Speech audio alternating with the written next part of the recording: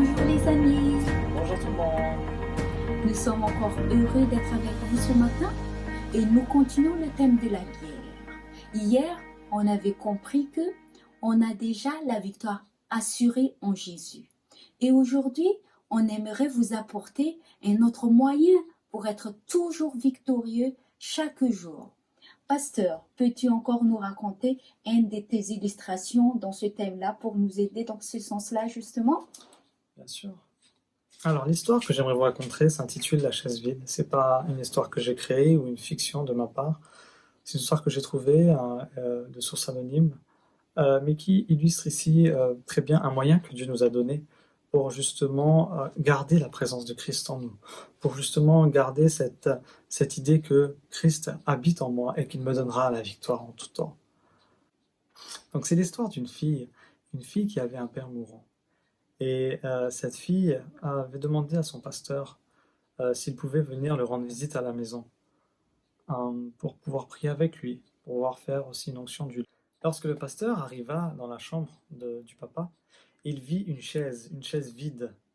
Il vit ce père là, étendu sur le lit, sur deux oreillers, et dit au papa, bah, j'imagine que vous m'attendiez, parce qu'il avait vu la chaise vide.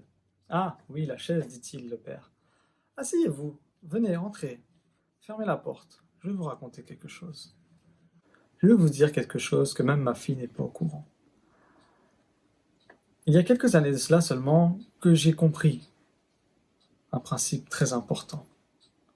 J'ai compris comment justement rester en relation avec Dieu. J'avais beaucoup de mal à prier. J'entendais les pasteurs, les gens prier, c'était tellement de belles prières que je m'étais dit que moi, comment est-ce que je vais faire une telle chose? Comment est-ce que je vais réussir à m'exprimer ainsi? Ça me paraissait tellement difficile. Alors un jour, mon ami m'a donné une solution et m'a donné une astuce très simple et que je pratique jusqu'à aujourd'hui. Il m'a dit, mets une chaise vide à côté de toi et imagine par la foi que Christ réellement est là, à tes côtés. Et simplement parle avec lui, comme tu parlerais avec moi. Échange, dialogue, discute. Et donc, depuis ce jour, ça fait 4 ans maintenant que ce père donc a pris cette habitude de mettre une chaise vide et d'imaginer que Jésus est assis là et de parler avec lui.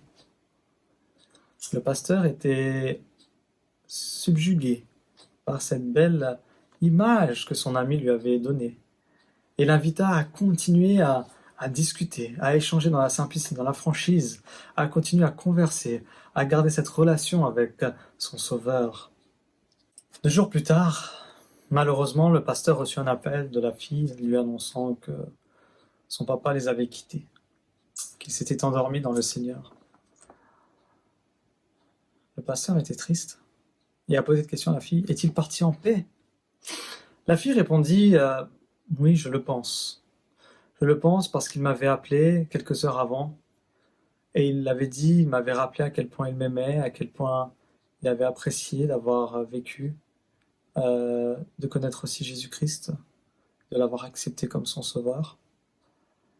Quand elle rentra à la maison, quelques heures plus tard, elle avait remarqué que son papa était toujours allongé sur son lit, mais il avait quelque chose de différent cette fois-ci, c'est que sa tête était comme si posée sur la chaise vide qui était à côté de lui. Mais il avait le visage vraiment serein, apaisé. Et le pasteur comprit alors que oui, en effet, il était en paix. Pourquoi vous raconter cette petite histoire? Simplement pour vous rappeler une chose, nous sommes en guerre. Et il n'est pas évident, quoique maintenant avec le confinement peut-être que vous avez du temps devant vous, mais ce temps peut être rempli de plein de choses. C'est à vous de choisir comment vous allez remplir ce temps. C'est à vous de choisir de garder ou pas cette relation avec Christ. Mais rappelez-vous d'une chose essentielle, si vous voulez avoir la victoire, Christ doit être en vous. Tant que Christ habitera en vous, tant que Christ vous donnera la puissance, vous aurez la victoire. Mais pour que cela soit possible, il faut que Christ soit en vous. Et il peut y arriver des moments où vous n'êtes plus dans cette relation avec Dieu, Vous n'êtes plus dans cette relation avec le Père. Et dès lors, vous êtes susceptible de tomber dans cette guerre, dans ce combat. Vous êtes susceptible d'être touché, d'être affecté. Rappelez-vous que lorsque Jésus était ici-bas sur terre et il était devenu un homme à 100%, bien qu'il avait gardé sa divinité à 100%, il a continuellement et régulièrement passé du temps dans la prière. Christ avait une relation vraiment très très très étroite avec son Père, avec Dieu. Et c'est ce qui a fait, c'est là le secret de sa victoire, lorsque vous regardez comment il a, après le jeûne, n'est-ce pas, après les 40 jours de jeûne, lorsqu'il a marché dans le désert, et que Satan a essayé de le tenter, il n'a pas succombé. Pourquoi ? Parce qu'il était en relation avec son Père. Et cette relation que j'ai avec Christ est un moyen à ce que moi, je monte aussi, que mon âme s'élève vers le ciel. La prière est un moyen puissant que Dieu a mis entre tes mains pour rester en communication avec lui. Si tu coupes le Wi-Fi sur ton téléphone ou si tu coupes la connexion 4G ou la connexion 3G, la connexion de données cellulaires, il te sera difficile pour toi de recevoir des messages, de recevoir des appels. De la même manière, si tu coupes cette relation avec ton Sauveur, si tu n'as pas cette vie de prière, il te sera difficile d'entendre lorsque Christ te parle et te donne des conseils quant à la manière de te comporter, l'attitude à avoir pour remporter la victoire par Jésus-Christ. Donc, trouve une astuce, trouve le moyen. Mais s'il faut le faire avec plus de discipline, mets de la discipline dans ta vie. Mais comme Paul l'a dit, priez sans cesse. Parce que la prière, ce n'est pas un moment de la journée. La prière, c'est un style de vie.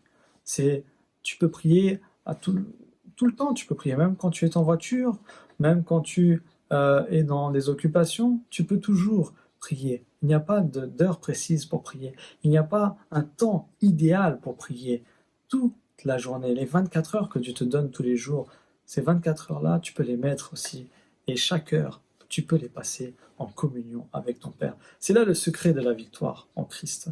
Christ veut t'apporter cette victoire, mais tu dois être connecté à lui. Alors reste connecté et assure-toi d'avoir cette relation étroite avec ton Seigneur et Sauveur Jésus-Christ. Que Dieu te garde et te bénisse. Hier, on a vu que on peut être victorieux de cette guerre par le Christ. Christ nous donne une victoire assurée. Et pour aujourd'hui, il y a un autre moyen pour être toujours victorieux. La prière. Et cette prière peut garder Christ en nous afin que nous puissions triompher face aux difficultés, face à cette guerre invisible qu'on fait face chaque jour. Je remercie mon mari pour ce message de réconfort. On vous donne rendez-vous à demain. Bye bye, à demain.